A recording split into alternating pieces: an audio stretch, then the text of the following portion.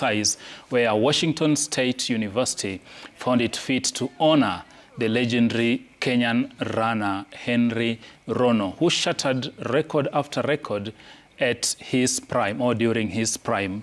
I'll start with you again, Dennis. I know athletics is your cup of tea, and a university miles away in the US have honored Henry Rono the Great.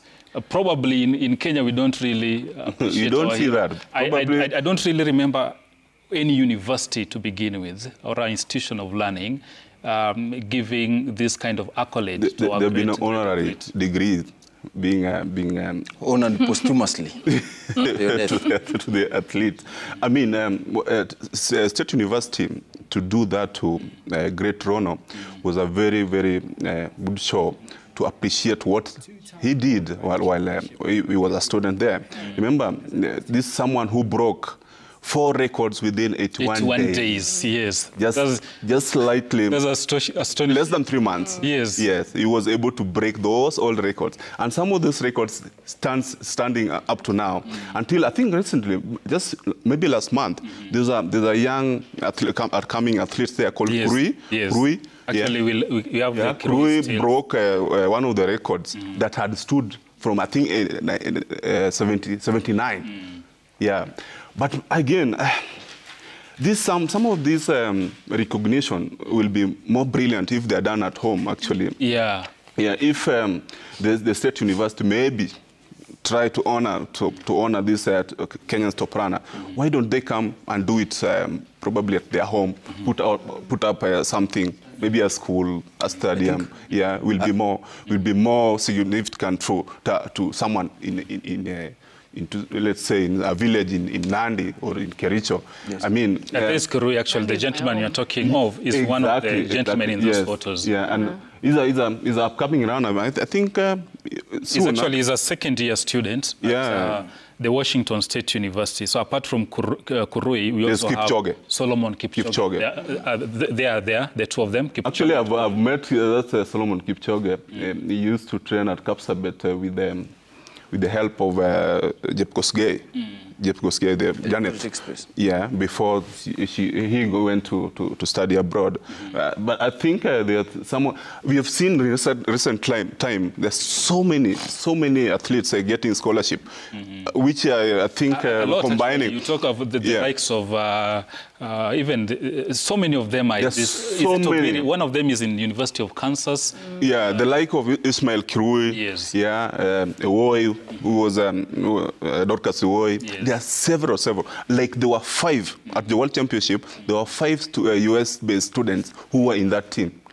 And I think something that is really inspiring is that having combination of sports and education is something that is going to really help the Kenyan sports in future. You know, I'm happy when I see, okay, you're talking about my hometown, Nandi, Kapsabet, they should come and build a stadium there.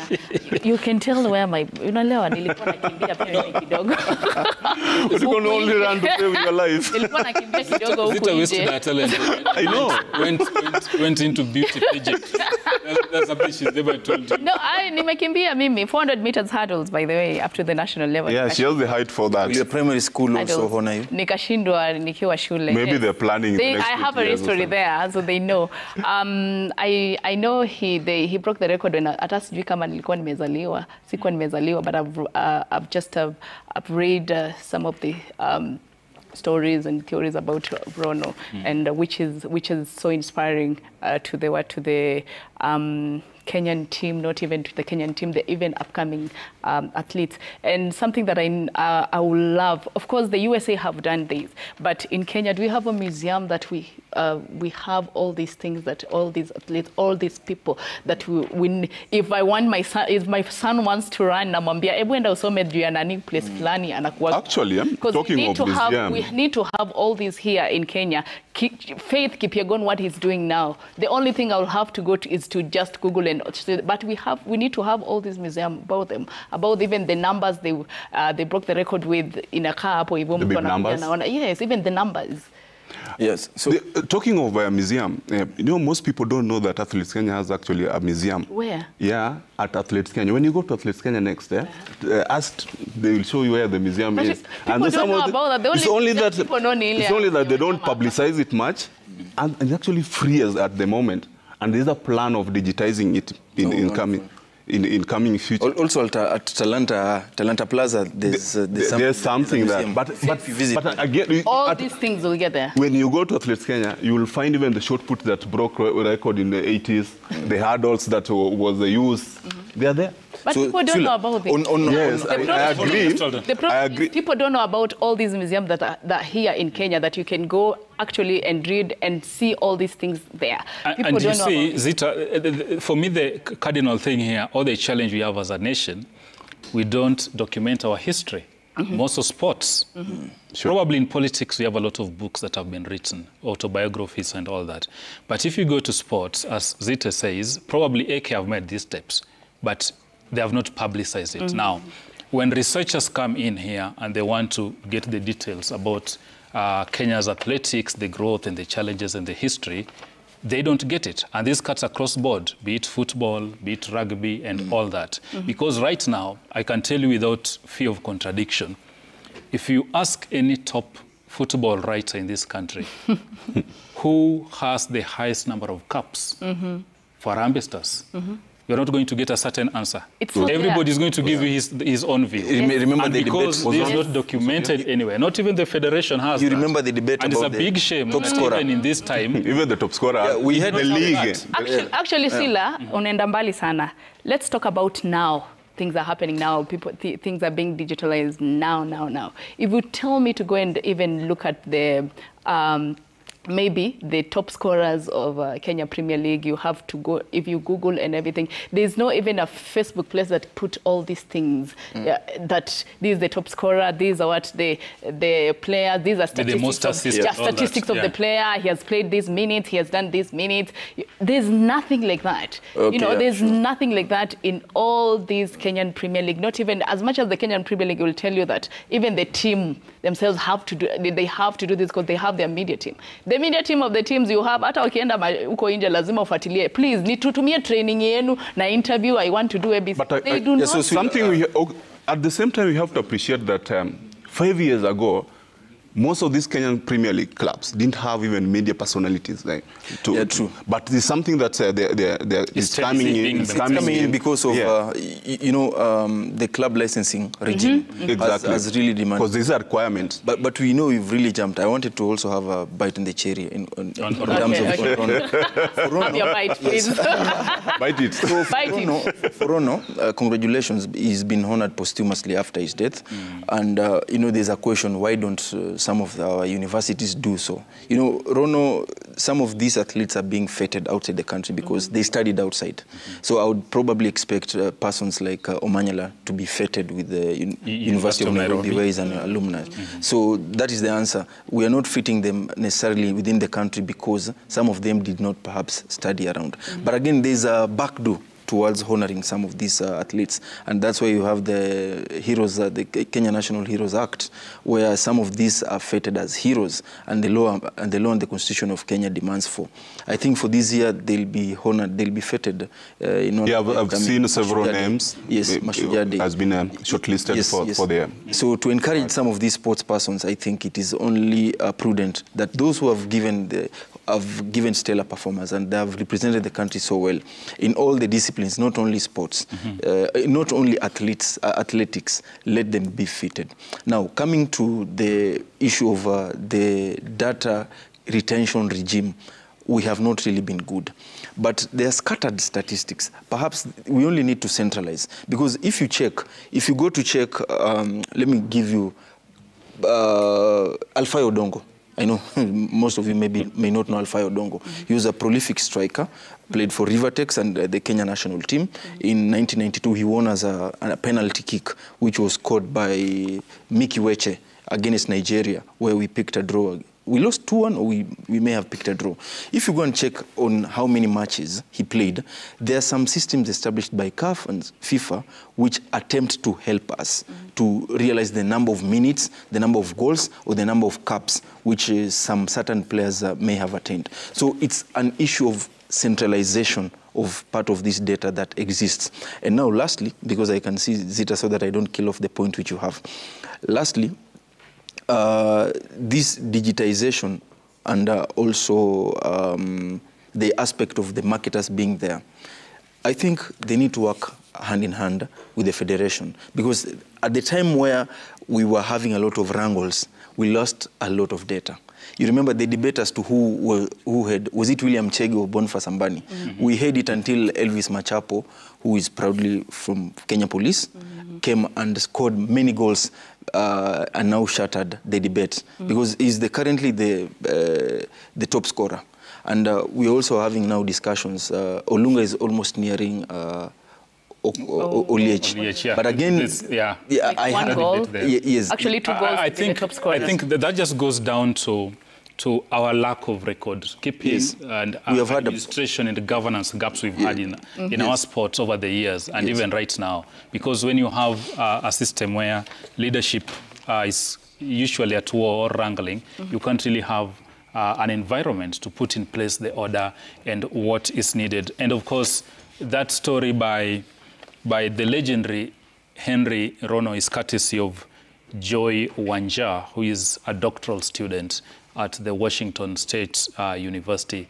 We thank you for taking time to file that report for us.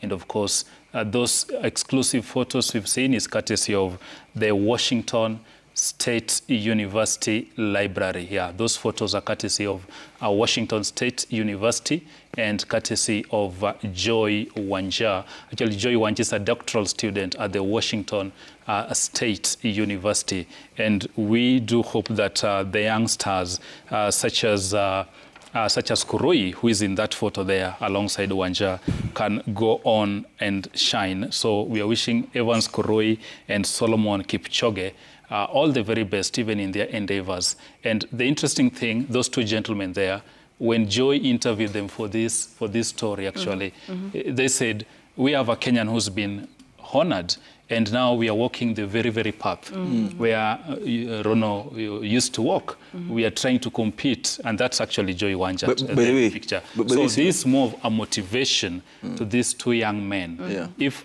Rono could come here from Kenya and conquer the world while studying at Washington State University, we too have every reason to go for that. They are only second-year students and also on scholarship. You know, Sula, I was reading somewhere, and maybe Dennis will confirm later on or in future. Rono gave a stellar, prolific performance, but he never competed in Olympics. Though he's highly fated in America, though he never competed in any Olympics, and he broke records there in America. I think that is extraordinary. You know, you don't compete in a major competition. You know what happens for major championship like Olympics and World Championship is that the trials has been done. When you come in and you don't make the qualification standard that is required for that particular World Championship, then there's no way. You can be top runner. But at the trials, where there's 1, 2 across the line, then the third athlete is a courtesy of a panel of selectors, then it becomes very difficult for you who has finished 5th or 4th at your top level. That's what happens. Fantastic. Okay. Yeah. That's yeah, people don't get that one very right. True, it's true. Yes. But again, another challenge that our local universities can borrow, probably, I live. You look at Strathmore, you look at... Strathmore has got quite a number of sports. Yes, they do. Currently, Zitec Oaks and all that. You go to U.S.A, you also have the same. I know the University of Nairobi has the mini machine. That's the rugby team. Basketball. But we want to see our higher institutions of learning, probably in their budgets, they also need to have probably some funds which can go towards scholarships to outstanding talents in the sport disciplines. For long, a while ago, thought you can only go to the university if you've met or you are an A student or so on and so forth. Sports is a big game changer. It's a multi-billion-dollar industry in countries I was about to say that. So if our universities can have that rethink, so that we can come and see the potential in Zita and give an opportunity to chase what I'm aware of, while also pursuing what I'm aware of, and maybe statistics can corroborate this. Private universities are doing more as to giving scholarships, sports scholarships. And the two most notorious in a good way for giving out these scholarships, U.S.A. Yes, for basketball. Strathmore. ZTEC is also trying up because I even understand they've extended to football. Initially, they were giving basketball. Actually, yes. ZTEC, I think they even have courses for just purely for sports management. Yes. So the challenge I would probably extend to the public universities because they need to extend the scholarships so that the funding model to attend the university needs maybe to have somewhere so that they can have the athletes come in and also enjoy the education at the public university and also do their extend their talent in sports. I think maybe a final word. Yeah. There's something about sports that is really encouraging now. Yeah, everyone people are embracing sports. Sio kama kitambo ilikuwa mchezo tu. Yeah, now everyone. I get calls every time that is there academy. Sports si michezo, bali sports ni michezo. Yes. Yeah, si michezo, bali ni michezo. Yes, exactly. And that notion now has changed. I remember when I was a kid in Eastlands, it was very difficult for us to go into playing football, and your mom, supporting that. And like now, the parents are taking the kids. The parent of Ogamo's here. The kids, the parents are taking their kids to those sporting academy. They are following up. They are supporting them.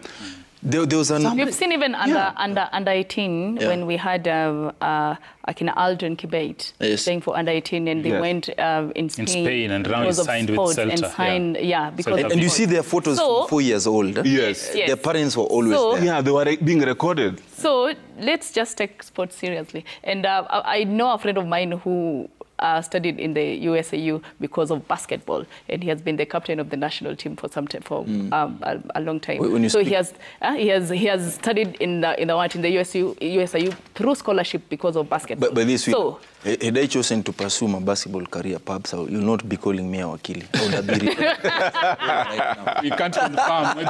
We can't confirm whether Wakili was talented in basketball. As they say, or football. They say, you know, if there's something I love, basketball. I love English so much, and they say success has 1,000 fathers, failure has none. And because the success in this discipline, Wakili want to lay claim to it. Anyway, it's 1 minute past the hour, and of course that means the time to take a brief commercial break, but don't touch that remote, because when we return, Emmanuel Ndungu is going to unpack for us what it means for Kale Rovenpera to quit WRC. And also, Jacob Safari will be joining us live from Bonn, Germany for Bundesliga Talk. Not to forget a deep analysis of the World Cup qualifier. You don't want to miss that. Stay tuned. This is Sporty Monday.